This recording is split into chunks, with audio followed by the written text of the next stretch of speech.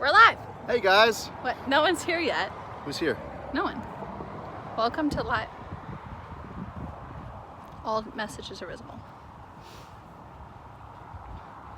Well, for those of you that are still arriving, we are at There's the no fairgrounds. one there yet. Oh, But they watch it later. You guys are gonna watch this later. All right, we are at the fairgrounds. We've got our army truck. It seemed like a fitting weekend to drive our army truck. We're getting full of water. Tomorrow's 4th of July. Things are very patriotic around here. I love it. We're working on starting our grading at the property, which means we're gonna need a lot of water. So Riley, why don't you walk us through our water setup? Yeah, I'll film you talking. Oh, let's turn the camera around, guys. Hi, John. All right. This is not an ideal setup, but this is what we have going on right now. We have 2 of these IBC totes. We're filling this one with the spigot at the fairgrounds.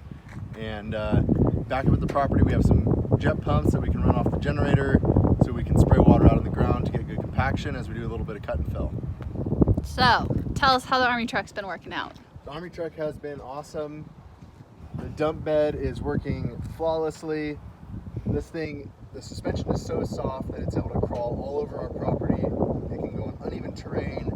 I thought I got it stuck yesterday in some soft dirt, but I put it into off-road mode. Whoa, whoa, whoa. He never told me he thought he got it stuck. Oh, I was spinning tires and making a big mess. Put it into off-road mode, which locks the center differential, and then it just crawled right out of it. I don't think that any other truck could be doing the work that we've been getting done with this thing. And now we're gonna be able to haul, I don't know, 2,500 pounds of water up our road back to our place. So no regrets in buying this thing. How are we doing on water? I don't know.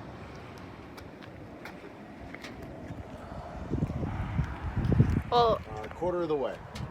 so again, we're filling up our water tote because we were getting low on water on the property. The city where we live has a really nice fairgrounds that you can actually fill up on potable water for non-commercial use. So it's been really nice. We're working on actually getting a fire hydrant, a water meter with the city so that we can fill faster. This takes about 20-30 minutes to fill up, but it's not bad. Someone wants you to read them bedtime stories. I won't be doing that. He's kind of fidgety. That might not actually help you fall asleep. Let's see. What else we got going on with the dump truck? Hello from Brazil. What else have we been up to at the property? It's been hot this week. So we got the MEP 804 military generator set up and running, but it is loud and it shakes the ground and it burns about a gallon of fuel an hour. So did not make sense to use for just like our current normal use. So then we also bought another generator because our other generator is broken. So now we have a broken generator, a working generator, and a loud generator. Make sure to tune in tomorrow morning. You guys are gonna see, it's not Cooking with Riley, but you are gonna see an episode about grading and using our dump truck for the first time because we had no idea what to expect actually dumping a load with it. So check out our next video. It's us doing all the grading. Well, a lot of the We've grading. moved a lot of dirt. We're getting a lot closer. We feel a lot of pressure to get our shop up before winter because then it's gonna be winter. So we really are working every day on it. We did take a day off. We had some friends visit, Robert and Courtney, and we went and we floated in the lake when it was 113. Someone wants to know when our footings are going in. When are you coming to pour them? Soon, hopefully. We have decided on a building type, and why don't we tell everyone who watches our live? We're going to be building a post frame building on concrete piers. The reality is that we're not going to be getting a lot of concrete trucks up our road anytime soon, and so by doing a post frame, we don't have to pour the concrete, and then that also means that we can start and we can pour the piers ourselves. I don't know if we're going to mix the concrete or just try to get one truck up there. We haven't decided yet. First things first though, I think this morning we finally decided that we were going to be able to do 40 feet by 64 feet. So we've got enough flat area to get as big a building in as we hoped, so that's exciting. And the building is going to primarily be our workshop. And then the upstairs, we're gonna do a mezzanine apartment that we can live in when we're not traveling in the camper. Do you guys have any questions for us? Yeah, if you have any questions. We're new to the live thing. 1,000 bags, Pete said 1,000 bags of ready mix. Your truck will haul it. Well, so it turns out you can actually buy 2,000 pound bags of concrete mix that come in those giant like sandbags. So we could unload one of those with an excavator. So with the right mixer, we totally could mix the concrete on site. Our neighbors have a mixer that, who knows, maybe we could, oh, we love Cerro Gordo. We actually have been to Cerro Gordo before it sold, back when you could just go visit it. And we love Brent's videos. They're incredibly interesting and unique. And Brent's actually where we got the idea for the giant bags of concrete. We might do it in a similar way. But we don't have heavy sparks and Dave helping us, so mix it with the excavator. Oh. Yeah. How do you do that? We do want to try to get a post hole digger or auger attachment for the excavator. Oh, someone said we're cute.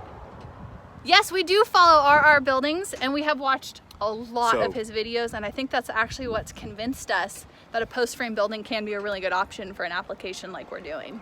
So pretty much we're going to be following one of his series step by step and just copying what he does. Yes, we would prefer a pump truck. I don't know that anyone is going to be willing to come up our road. Dig a hole, pour it in, stir it up with the bucket. How many holes are we digging? I don't know.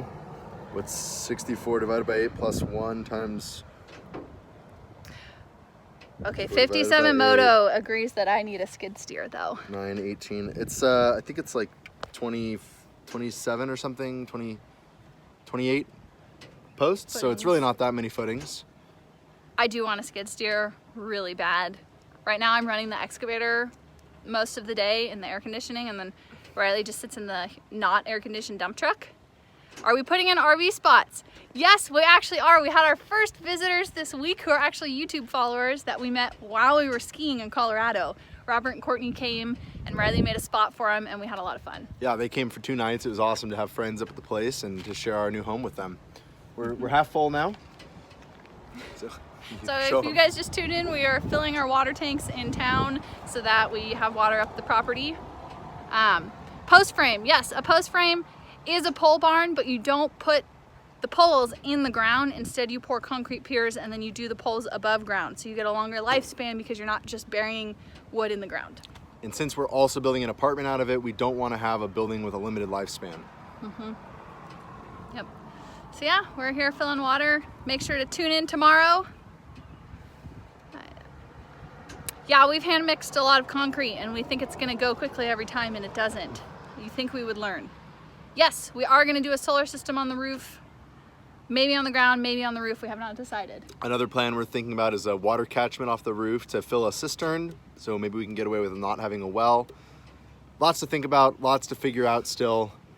So thanks for tuning into our live. And make sure to tune in tomorrow to see just how the dump truck has been working for us. Bye guys, happy 4th. Happy 4th of July. Have a great, safe, wonderful weekend.